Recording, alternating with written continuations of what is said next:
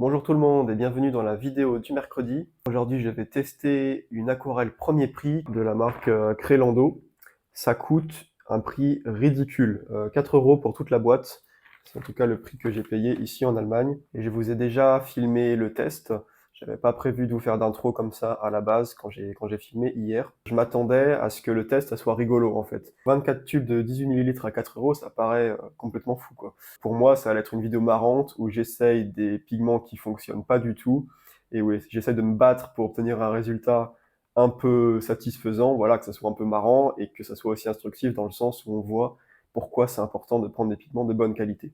Vous allez le voir dans le test, c'est le cas sur papier cellulose, mais à un moment, je passe sur papier coton et là, c'est le drame. Les tubes premier prix fonctionnent vraiment bien, se défendent vraiment bien. Et du coup, vu que la conclusion est mitigée, je vous fais cette intro pour vous préciser que 1, c'est un test entre guillemets à chaud. 2, c'est pas très scientifique, dans le sens où je teste pas toutes les possibilités d'effets à l'aquarelle. Et donc 3, ne vous basez pas là-dessus pour vous dire j'achète ça ou pas. De manière générale, quand quelqu'un sur internet vous fait la revue d'un produit et vous dit waouh c'est super ou c'est nul, surtout quand il vous dit ouais c'est super, ne vous jetez pas dessus, même si c'est pas sponsorisé, hein. Et je veux vraiment vous faire cet avertissement parce que mine de rien, je commence à avoir une petite audience, c'est pas pour rien qu'on nous appelle des micro-influenceurs. Ne vous laissez pas influencer. Au final, j'ai même hésité à ne pas publier cette vidéo, mais je pense quand même que les tests et un peu les déboires sur papier cellulose peuvent être instructifs pour vous montrer qu'est-ce que ça fait d'avoir une aquarelle bas de gamme. Et peut-être que certaines personnes parmi vous identifieront des problèmes qu'elles ont et qui du coup pourront comprendre que c'est pas de leur faute mais à cause des pigments et du papier. Je viens de faire des courses en grande surface et j'ai déniché ça. C'est une boîte d'aquarelle, 24 tubes de 18 millilitres. Attention, à 4 €. Et du coup, le prix était tellement surréaliste que je l'ai acheté juste par curiosité pour voir à quel point c'est mauvais. Je connais pas du tout la marque. Et ils font aquarelle, il y avait aussi de l'acrylique, de l'huile, et il y avait aussi un set de calligraphie. Et tada! Donc effectivement, on a 24 tubes immenses. Et ça m'a surpris aussi, notamment parce que en général, l'aquarelle, quand c'est des produits qu'on trouve en grande surface, elle est toujours en godet. Vous avez ces palettes avec des godets ronds qui sont très peu pigmentés. Donc là, j'étais vraiment surpris de voir des tubes. Je pense que c'est la première fois que je vois des tubes d'aquarelle pas chers. Bon, évidemment, il n'y a aucune info sur le pigment, la résistance à la lumière, tout ça. Jaune citron. Est-ce qu'on a les primaires? On a du jaune citron, un genre de magenta ici. Ouais, pas vraiment, il manque un rose. C'est marrant parce qu'on a 18 tubes, mais on n'a pas les primaires. On n'a pas d'ocre. On a du bleu outre-mer. Tac, tac, tac. Ah si, il y a un peu d'ocre là, ouais, ocre. Pourquoi c'est organisé comme ça? Bon, je pars avec un a priori évidemment négatif, hein, ça peut pas être autrement. Après, je me suis pas renseigné, c'est-à-dire que je suis pas allé voir sur internet la marque, ce que les gens en disaient. Donc, je me réserve le droit d'être surpris. On va commencer du coup par le lilas. Ça se rapproche plus ou moins d'un magenta. Ok. Déjà, c'est pas déphasé. Pas de truc bizarre qui sort. À ce prix-là, ça peut être que majorité de gomme arabique et un tout petit peu de pigment, hein.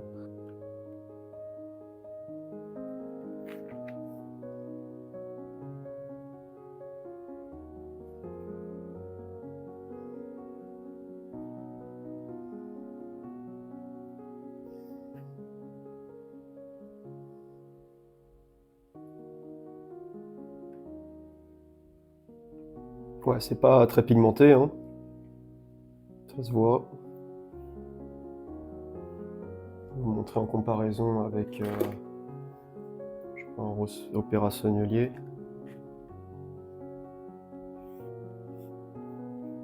Elle est tout de suite plus pigmentée.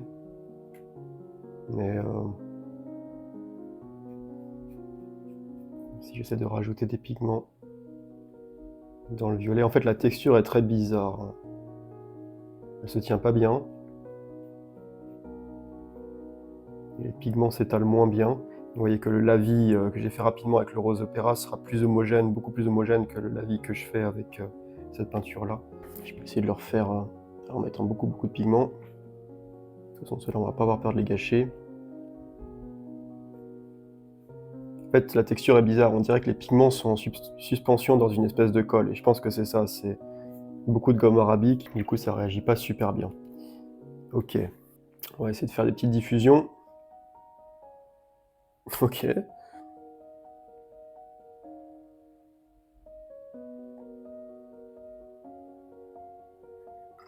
Ça diffuse bien.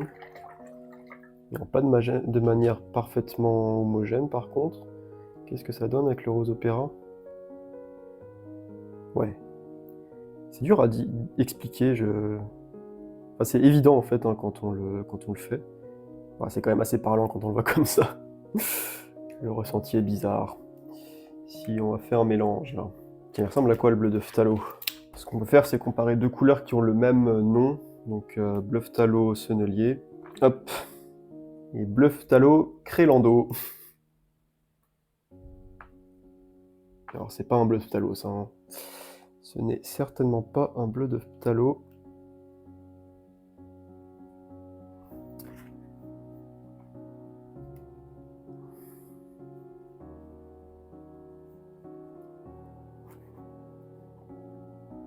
Donc bleu de phthalo entre guillemets crélando. Voilà ce que ça donne. Et ensuite bleu de phthalo sennelier.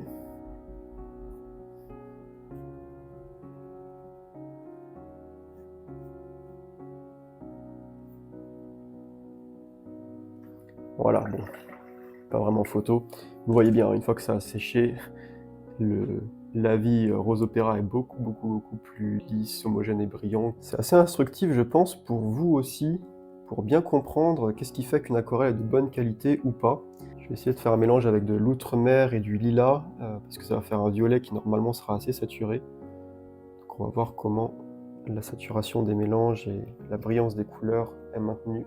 Elles sont moins transparentes aussi, j'ai l'impression. On peut essayer de faire des glacis ensuite. La sensation est très bizarre, hein. Quand on est habitué à de l'aquarelle extra fine, c'est une sensation de peinture crémeuse en fait.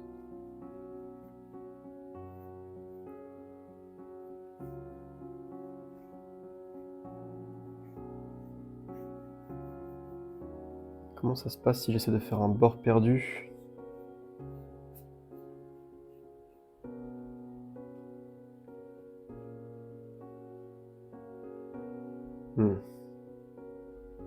Ça se passe pas très bien.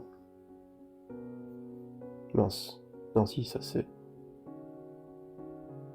C'est quoi celle-là? Ah, c'est l'outremer. C'est l'outremer ça? Quoi? L'outremer est très froid. Hein. Je peux vous montrer l'outremer sennelier en comparaison. Je crois qu'il y en a là. Oui. L'outremer c'est un bleu chaud. Hein. Qui tire vers le violet. En fait, leur outremer ressemble à du bleu de phthalo.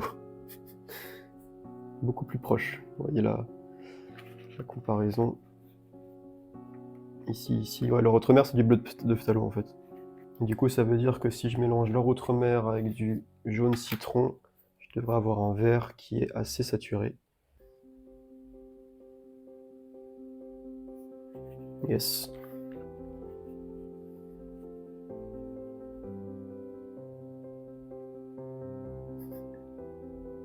Ouais. Ça diffuse pas bien. Vous voyez aussi, hein, je peux vous remontrer, maintenant que c'est sec, les diffusions qu'il y avait ici. Vous voyez comment le rose opéra d'aquarelle extra fine a super bien diffusé avec un effet de flou, alors que les diffusions que j'ai fait avec la peinture premier prix ont diffusé de manière très inhomogène. On a carrément des auréoles inversées en quelque sorte. La peinture n'a pas fait un effet de flou, a juste repoussé l'eau. C'est très instructif, hein, ça montre bien pourquoi est-ce que à l'aquarelle on veut au maximum de pigments et au minimum de gomme arabique. Donc c'est non seulement pour le rendu de la couleur, sa transparence et son brillant, encore que sur ce sujet-là, je trouve que elle s'en sort pas mal. Hein. Elle est plus terne, plus mate, mais bon, c'est pas ça qui nous empêche de nous amuser.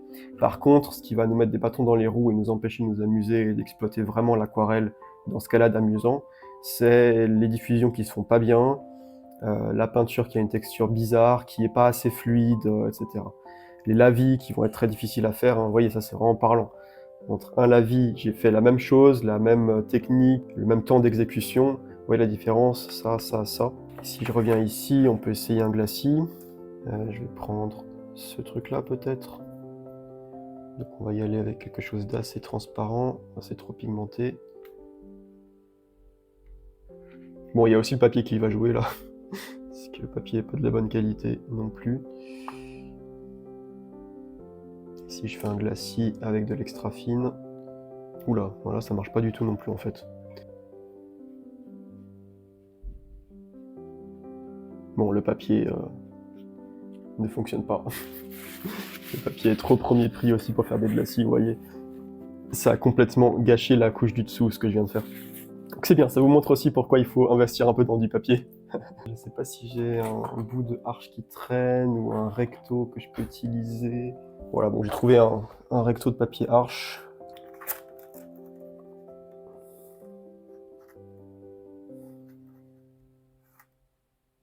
Ah, c'est marrant, hein. Le fait que le papier soit meilleur, ça rend aussi les choses plus faciles quand même avec l'aquarelle premier prix. On sent tout de suite la différence. Notamment là, si j'essaye de faire le bord perdu que j'arrivais pas à faire. Ah oui, ça diffuse tellement mieux. Donc en fait, soit on utilise de l'aquarelle premier prix sur du papier de haute qualité, soit on utilise de l'aquarelle haut de gamme sur un papier de mauvaise qualité. Ou bien on utilise de l'aquarelle haut de gamme sur un papier haut de gamme. Hein. Donc ça c'est le rose opéra extra fine. Attendez, c'est pas mal ce qui se passe sur le papier coton ici. Hein. Si je retente des petites diffusions.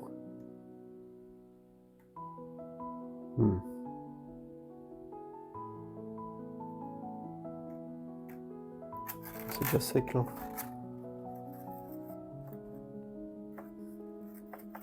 C'est surprenant quand même, hein, parce que c'est vraiment pas cher là, 4 € pour les 18 tubes, et c'est quand même pas mal. Hein.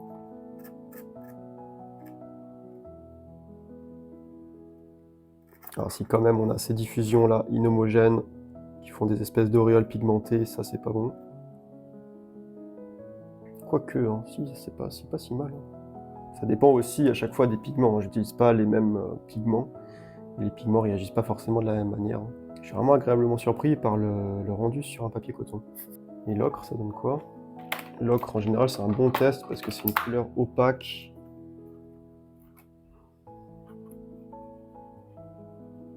Non, mais c'est vraiment pas mal. Hein.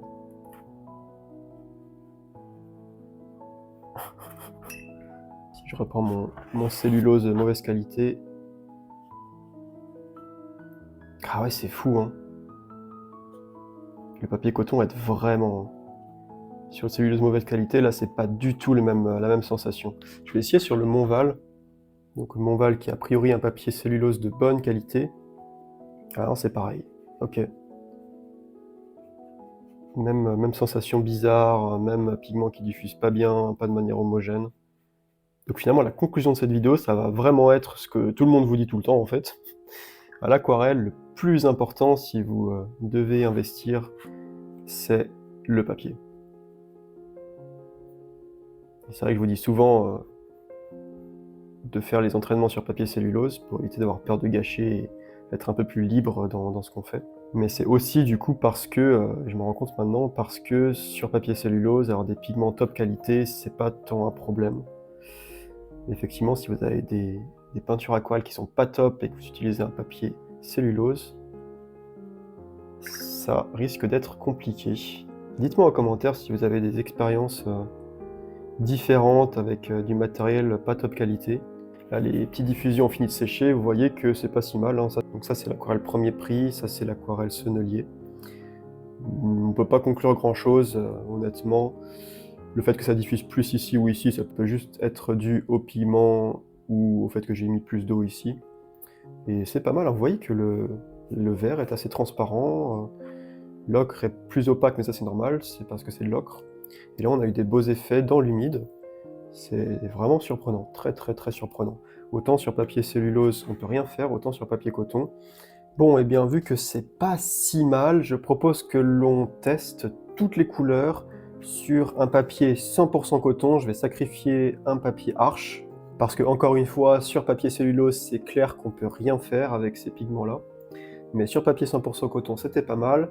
Donc je vais faire des dégradés avec les 24 couleurs, et comme ça on va pouvoir un peu plus comparer au niveau du rendu, de la brillance, de la fluidité, etc.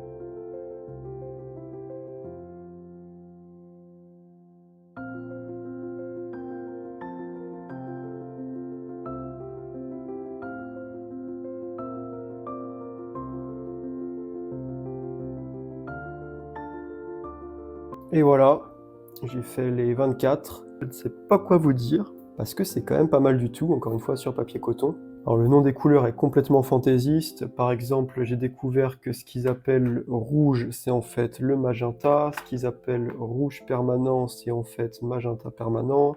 Comme je vous l'ai dit, le phthalo blue, c'est pas du tout du bleu de phthalo. Le dark green, c'est plutôt du vert de Hooker. Le Yellow Deep, en fait, c'est du jaune indien. La terre d'ombre brûlée, c'est plutôt du sépia. Mais bon, peu importe, hein, ça c'est que des noms. Il y a des pigments qui clairement sont beaucoup moins bons que d'autres, notamment le lilas et le viridiane. Je ne sais pas si vous pouvez voir à la caméra, mais c'est assez clair que ça granule et que ça crée une texture qui n'est pas non plus la texture des aquarelles extra fines granulantes, mais qui est vraiment bizarre. Donc ça, pas terrible. Le vert clair dans une moindre mesure. Mais sinon, et notamment si on regarde les trois primaires qui seraient donc jaune citron, magenta, donc ce qu'ils appellent rouge, et bleu céruléen, cyan, bah c'est vachement bien en fait, hein. Le light orange marche vraiment bien aussi, light orange qui est en fait une gomme gut. Et le vermillon est pas mal du tout aussi. Et globalement, ça paraît assez clair que toutes les couleurs sombres, froides, ont un rendu beaucoup plus opaque et perdent en vivacité. Là, c'est assez clair si on compare les verts, si on compare les violets ici. Il n'y a pas vraiment photo avec de l'aquarelle extra fine. On peut faire la même manip avec de la gomme gut et de l'acte de Garance rose, Sunny extra fine. Alors quelque chose qui est assez clair aussi, c'est que là j'ai mis beaucoup de pigments, et pour avoir le même rendu, il faudra mettre beaucoup plus de pigments avec de l'aquarelle premier prix, hein. Alors oui, ok, maintenant que je fais ça, je commence à comprendre qu'en fait, si, il y a quand même une différence assez notable. J'aurais pas dû prendre la gomme gut, qui est quand même très très belle. Comparer ça et ça, il n'y a quand même pas photo, sachant que j'ai quand même mis moins de pigments ici, avec l'extra fine.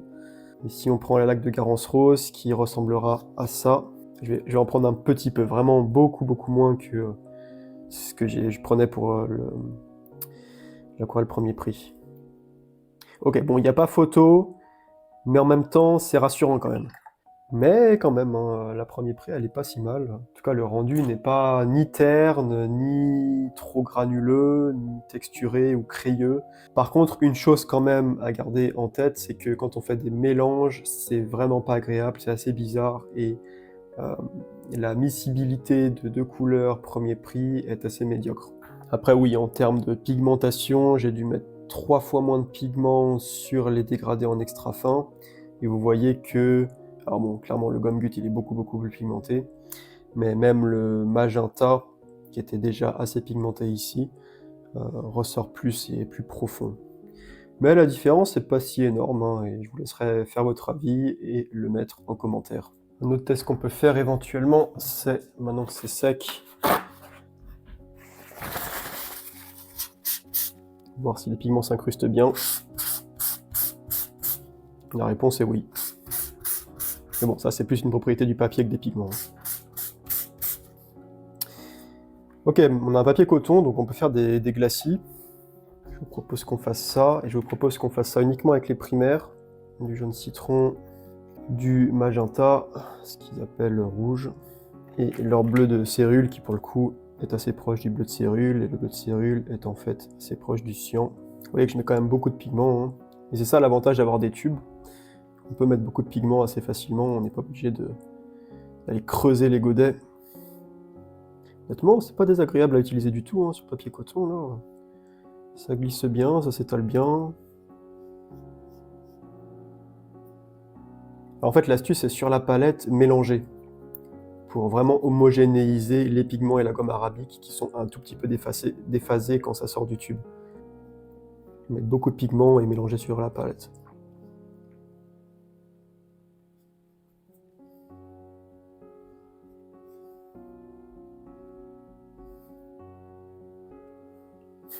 J'ai quand même tendance à pas mettre assez d'eau du coup, vu que je vais avoir beaucoup de pigments. C'est vrai que pour faire des grands lavis, ça doit être une autre paire de manches aussi. Je sais pas, hein, je vous fais un retour à chaud. Là, je vais faire des mélanges en glacis, mais en attendant que ça sèche, on peut aussi faire des mélanges sur la palette. Donc là, je mets du jaune citron et du magenta, ce qui va me donner du rouge.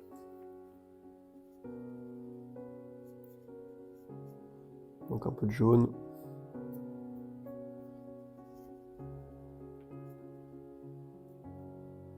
Ensuite, jaune citron et cyan, ça donne du vert.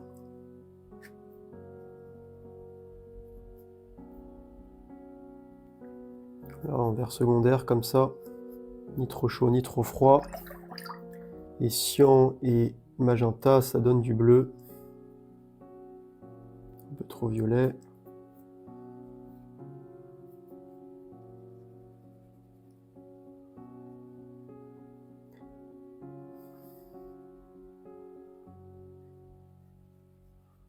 Ouais, vous voyez qu'on a des bonnes primaires parce qu'on arrive à obtenir les secondaires assez correctement avec. C'est pas mal, hein, même les mélanges, ça fonctionne bien. En mélangeant vraiment beaucoup de pigments, est-ce que je peux obtenir un rouge un peu plus profond? On a un rendu un peu mat quand même. Je pense que c'est là que peut-être qu'on atteint aussi les limites ici, hein. Dès qu'on commence à mélanger trop de pigments, on va vite obtenir un résultat beaucoup plus terne, beaucoup plus mat. J'essaie de trouver des choses à redire, mais ouais, contre toute attente, c'est pas si évident. Vous voyez qu'on a des lavis assez homogènes, je m'étais pas trop appliqué sur le magenta. On n'a pas de texture vraiment trop crayeuse, on a des aquarelles assez lumineuses qui rendent pas mal. Et un peu mat, il manque un peu de brillant. Je vous rappelle, hein, les couleurs primaires, cyan, magenta, jaune. Les couleurs secondaires sont le rouge, le bleu et le vert. Le rouge et le bleu ne sont pas des couleurs primaires. Répétez après moi, le rouge et le bleu ne sont pas des couleurs primaires, ce sont des couleurs secondaires. Et ça vous le prouve, hein, parce que j'ai fait du rouge et du bleu en mélangeant deux couleurs. Ce qu'on n'est pas censé pouvoir faire si c'était des couleurs primaires. Allez, tant que ça sèche encore, on peut continuer à comparer avec les senneliers. Donc jaune citron sennelier. Encore une fois, j'en prends pas beaucoup.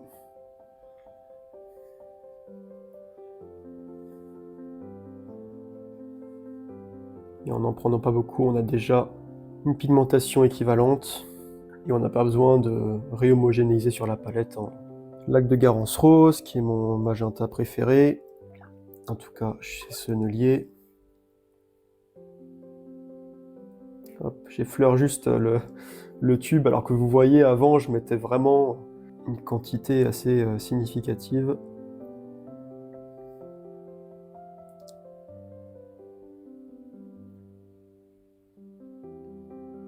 C'est un meilleur magenta chez Sennelier, je veux dire, en termes de colorimétrie, de nuances. Il est plus froid. J'en ai vraiment pas mis beaucoup du pigment, là. Et pour le coup, pour le cyan, je vais pas utiliser le bleu de Céruleum Sennelier parce que j'aime pas en fait les opaques et granulantes. Donc c'est vraiment pas mon cyan préféré chez Sennelier. Je vais juste prendre le bleu de phthalo. On pourrait aussi comparer, qu'est-ce que j'ai comme bleu que j'ai acheté récemment, une sorte Blue Red Shade.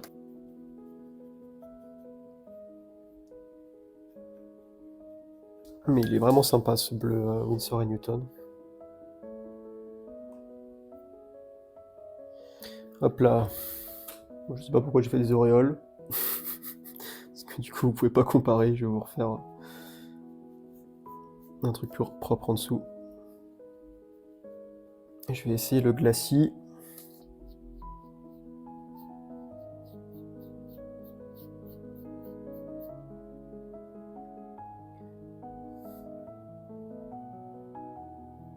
Oula. Mince. Ah, c'est intéressant ça. Parce que c'est pas le papier qui fait que les pigments s'emportent comme ça.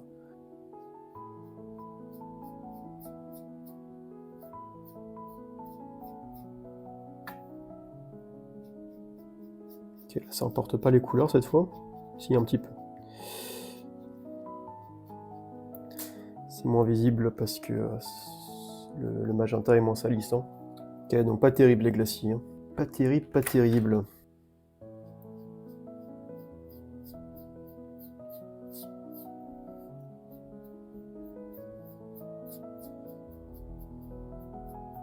Vous voyez que ça embarque des pigments au passage et à la fin c'est plus terne.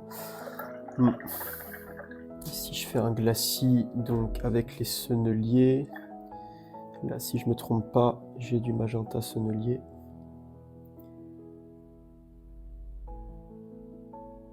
Ouais, vous voyez que là ça va pas emporter les pigments et le magenta que j'ai en fin de ligne n'est pas altéré. Vous voyez, c'est assez clair. Hein. On a une belle bande violette ici au milieu. Test ultime, ça serait avec du jaune citron. Vous voyez, il ressort à peu près nickel. Alors que j'ai moins attendu que ça sèche. Hein.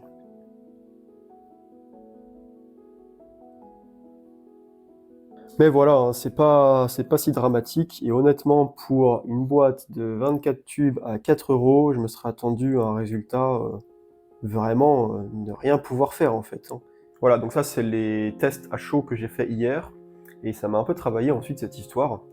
Notamment quand on voit le nuancier, hein, franchement, ça rend bien quand même. Hein. Et notamment, j'ai fait ce test-là. Vous avez une comparaison entre deux aquarelles extra fines, Sennelier et Winsor & Newton, et l'aquarelle premier prix. Est-ce que vous êtes capable, comme ça, de loin, de deviner laquelle a été faite avec l'aquarelle premier prix?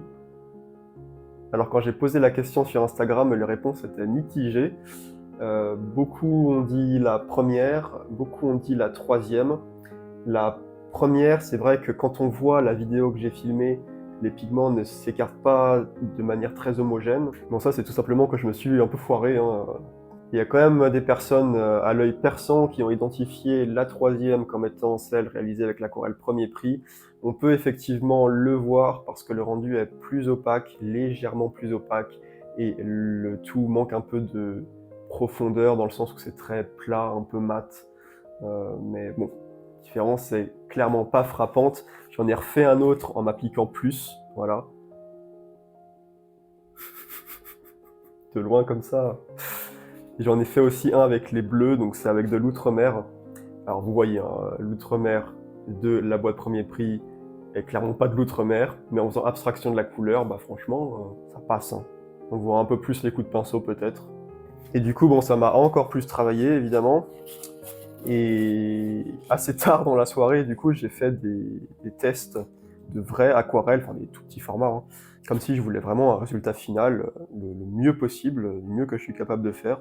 Donc j'ai fait ce petit paysage et ce petit paysage, et je vais vous montrer un peu plus près les comparaisons.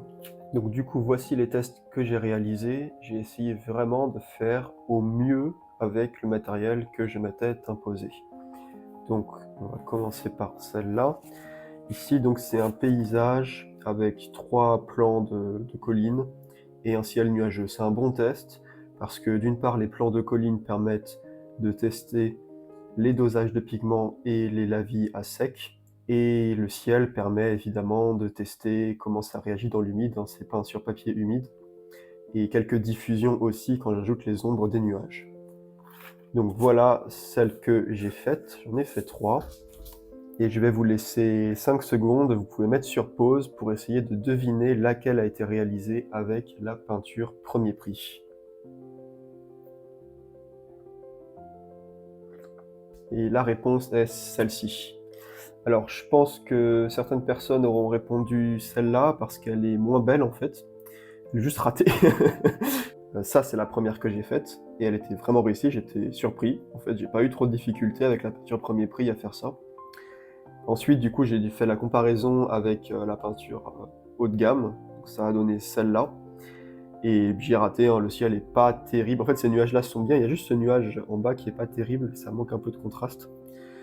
Et la colline est un peu trop foncée.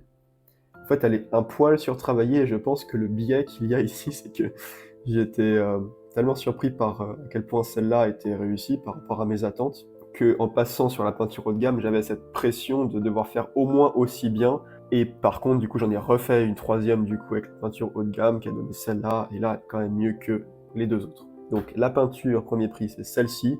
Vous pouvez l'identifier objectivement parce qu'elle est un peu moins pigmentée.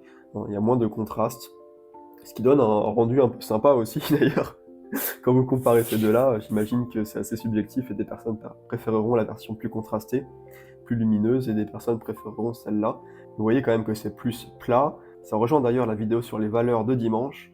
Là, on a un rendu très plat sur les 3 plans parce qu'il n'y a pas une plage dynamique, une plage des valeurs assez large, on n'a pas des valeurs assez foncées, alors que ici, on a des valeurs plus foncées, notamment des dégradés ici, qui créent du volume. Et ça, c'est parce que la peinture est meilleure, hein. Celle-là, elle est moins pigmentée, et pourtant, j'ai vraiment mis une bonne dose et j'ai repassé ensuite. Par contre, vraiment très très surpris par les effets dans le ciel, là, ça a super bien marché. Je pense que j'ai aussi eu de la chance, mais ça montre que les pigments diffusent bien, hein, objectivement, là, il n'y a rien à dire. Et j'ai fait un deuxième test dans l'humide, donc là, c'est complètement dans l'humide. C'est aussi un bon test parce que, tout simplement, c'est assez difficile à faire, donc c'est bien de le faire avec du bon matériel. Je vais aussi vous laisser 5 secondes pour que vous essayiez de deviner laquelle a été faite avec la peinture premier prix. Vous pouvez mettre sur pause.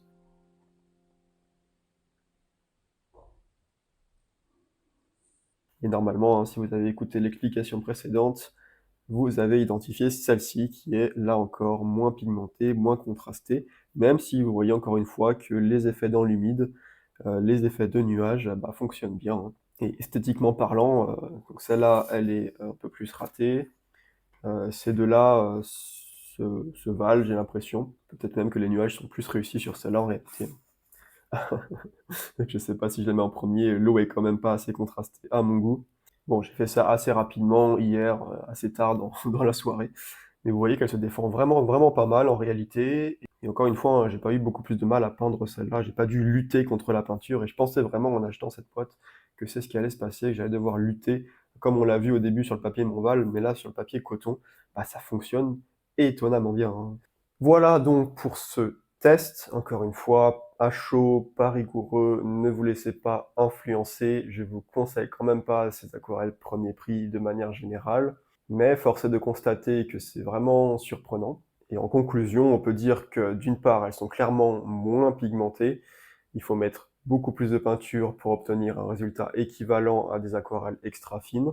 D'autre part, elles réagissent vraiment très mal sur papier cellulose, même des bons papiers cellulose comme le Monval. Et sinon, le résultat qu'on obtient aussi quand on met beaucoup de pigments est légèrement mat, manque un peu de profondeur et de brillance. D'un autre côté, force est de constater qu'elle se défend vraiment bien. Et j'ai eu quelques retours sur Instagram qui me disaient d'ailleurs, des personnes qui ont testé plusieurs aquarelles premier prix et celle-ci sortait du lot apparemment, donc j'ai dû avoir de la chance. En tout cas, bah, on peut clairement faire des choses avec, hein, comme vous l'avez vu. Maintenant, que retenir de tout ça? Je pense qu'il y a 2 choses importantes qu'on peut retenir. Premièrement, que c'est pas le matériel qui fait le peintre. Ça, je vous le rappelle souvent. Vous voyez qu'on peut «rater» entre guillemets, c'est pas si rater, une aquarelle faite avec du top matériel et on peut réussir une aquarelle faite avec des pigments premier prix. Et donc au lieu de vous poser des questions existentielles sur le matériel, ne perdez pas votre temps, essayez de travailler votre art. Vous testerez du matériel au fur et à mesure et vous ferez votre avis personnel au fil des mois et des années. Deuxième leçon à retenir, le choix du papier est probablement plus important que le choix des pigments. Vous avez vu que sur papier cellulose, on pouvait vraiment rien faire, alors que sur papier coton, franchement, j'ai pas de grosses difficultés, voire pas de difficultés du tout.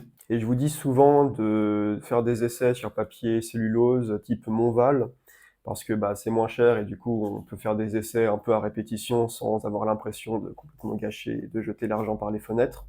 Mais du coup, je me rends compte en ayant fait ces tests-là que si vous utilisez aussi des pigments premier prix sur papier cellulose, vous allez probablement avoir des problèmes et je pense que certains débutants ont ces problèmes-là parce qu'ils n'utilisent pas le bon matériel. Donc s'entraîner sur papier cellulose, oui, mais attention, il faut quand même avoir des pigments de bonne qualité, sinon ça ne fonctionne pas. Ça, c'est vraiment quelque chose que je ne savais pas et j'ai appris avec ces tests-là. Et donc finalement, maintenant que j'ai une journée de recul, je pense que le principal problème de ces aquarelles premier prix, en tout cas cette boîte-là, c'est pas le rendu final, hein, on peut obtenir un beau rendu, mais c'est plutôt le fait que si vous apprenez avec ça, ça va vous faire prendre de mauvaises habitudes, parce que vous allez devoir mettre beaucoup trop de pigments pour obtenir un beau résultat. Et ça va un peu à l'encontre de la philosophie de l'aquarelle, où on essaye d'utiliser peu de pigments pour garder la transparence et la brillance des pigments. Et aussi, dernier point, si vous faites des aquarelles qui ont vocation à durer dans le temps, n'utilisez pas ça par pitié, parce que la résistance à la lumière de ces pigments est probablement très faible. Donc ne faites pas des aquarelles destinées à être vendues ou offertes même avec ce type de pigment. Voilà pour ce long test de cette aquarelle premier prix au résultat étonnant. Si vous avez eu l'occasion de tester des aquarelles premier prix, que ce soit celle-ci ou d'autres, n'hésitez pas à mettre votre avis en commentaire. N'hésitez pas aussi à me dire en commentaire vos avis sur ce test, s'il y a des choses que j'aurais dû tester, que je n'ai pas testées. Si vous n'êtes pas d'accord avec mes conclusions, n'hésitez pas. Si vous avez un autre avis sur la question, si vous utilisez ça et que vous en êtes pleinement satisfaite. Voilà, j'attends vos avis en commentaire. Et moi, je suis encore perdu dans mes réflexions. À la prochaine.